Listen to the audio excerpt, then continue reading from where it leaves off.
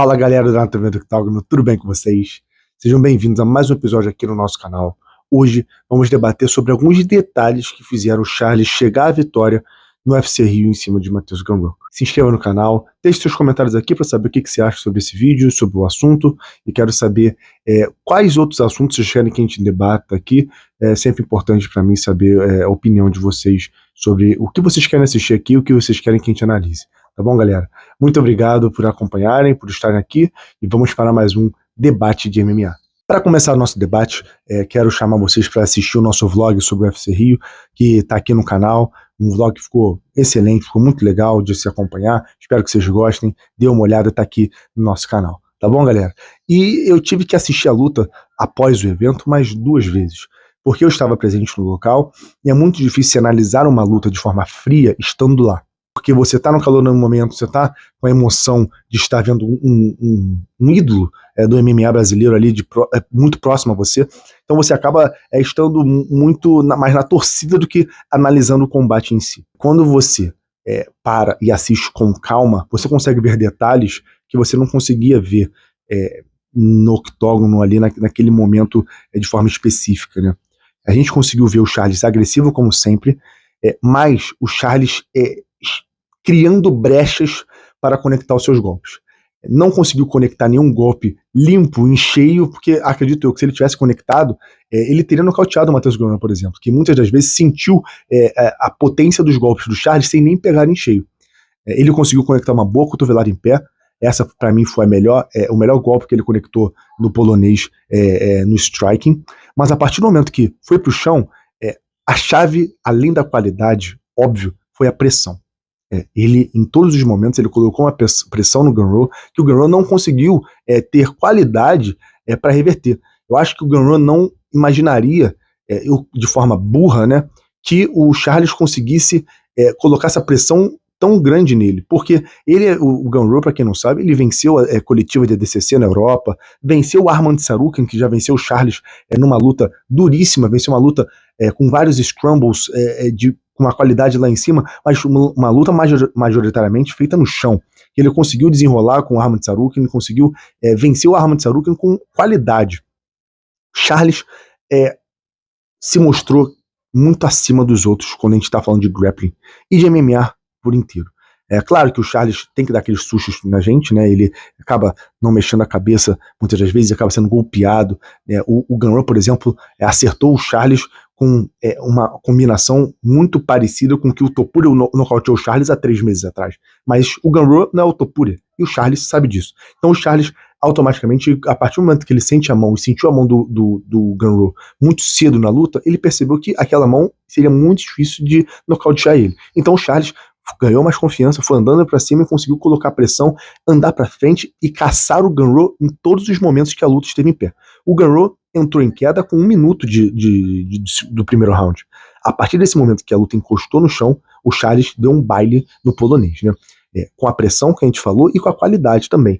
O Charles tem um jogo de chão muito justo, então ele conseguiu encaixar um omoplata, por exemplo. Ele antes tentou um triângulo que quase encaixou, depois foi para um omoplata, conseguiu segurar a perna do Gamrot e a mão do Gamrot com a mesma mão, envolvendo a perna e a mão, o mesmo braço, né, o braço direito, e o Gamrot não teve saída ali. O Gamrot até tentou sair no pé do Charles, mas não conseguiu, e o Charles caiu por cima. A partir do momento que ele caiu por cima, a pressão e a qualidade mais uma vez se sobressaíram, conseguiu pegar as costas, e o Gamrot segurando na luva do Charles, tentando ganhar um tempo ali, tentando ganhar na manha, se defender com a manha. Mas, irmão, Rio de Janeiro, tu não vai sair, né, livre disso, tentando ser malandro contra um brasileiro no Brasil, né, irmão?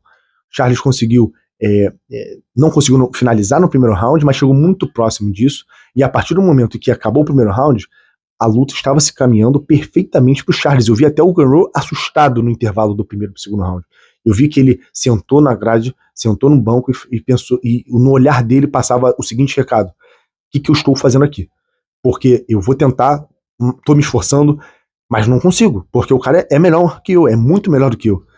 A partir do momento que começou o segundo round e o Charles continuou partindo para cima, conseguiu conectar golpes e conseguiu derrubar um wrestler superior a ele, pelo menos na teoria, né, no papel, derrubou o wrestler, botou os ganchos nas costas, ali, irmão, Ele com mais de 4 minutos para trabalhar no chão, ele conseguiu finalizar com maestria, né? A qualidade do Charles no chão é absurda. O que esperar do futuro do Charles agora? Na nossa resenha nós conversamos que uma vitória significava uma sobrevida na categoria e na carreira. Uma derrota mudava o rumo para onde o Charles poderia ir daqui para frente. Uma vitória o credencia para lutar com um Max Holloway pelo cinturão BMF. É uma luta que tecnicamente eu gosto muito pro Charles. Eu acho que o Charles em pé tecnicamente é um pouco pior que o Max Holloway, mas tem mais poder de nocaute. Chuta melhor que o Max Holloway, por exemplo, também. Então, ele pode trazer uma variedade de golpes que o Max Holloway não tem. Mas, tecnicamente, boxe, mão por mão, o Max Holloway é melhor que o Charles. Me preocupa um pouco esse caminhar do Charles, esse andar para frente sem balançar muito a cabeça. Tenho receio de acontecer algo que o Max Holloway fez com o zumbi coreano, por exemplo, que estava andando de forma muito agressiva para frente, e o Max Holloway conseguiu pegar o Chan Sung Jung de uma maneira desprevenida, sem ele nem ver o golpe e nocauteá-lo em sua última luta na carreira. Charles é um lutador que tecnicamente em pé é melhor que o Chan Sung Jung, mas a defesa do Charles me preocupa contra um lutador tão técnico em pé quanto o Max Holloway.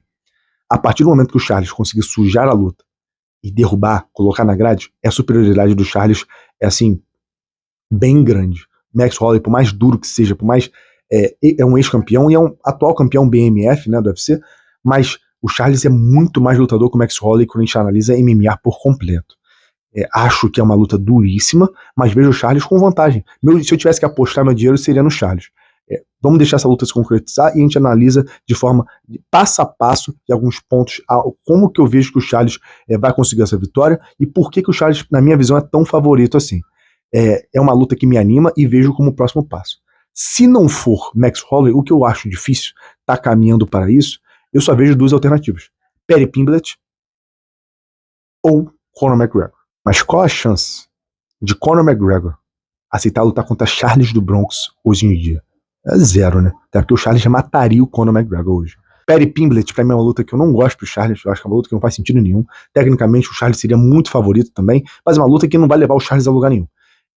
Max Holloway, sim, é uma luta por legado e que o credencia para talvez uma outra disputa de cinturão. Porque a gente não sabe como é que vai ficar o cenário da categoria, né? Porque o Ilia Topuria provavelmente vai lutar contra Justin Gaethje ou o próprio Pimblett em janeiro ou fevereiro.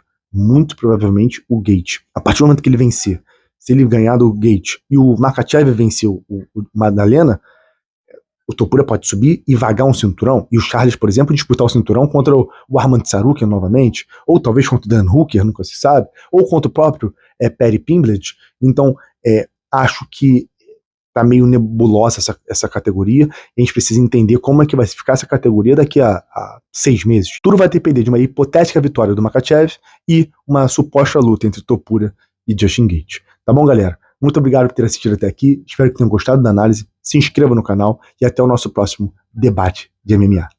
Os!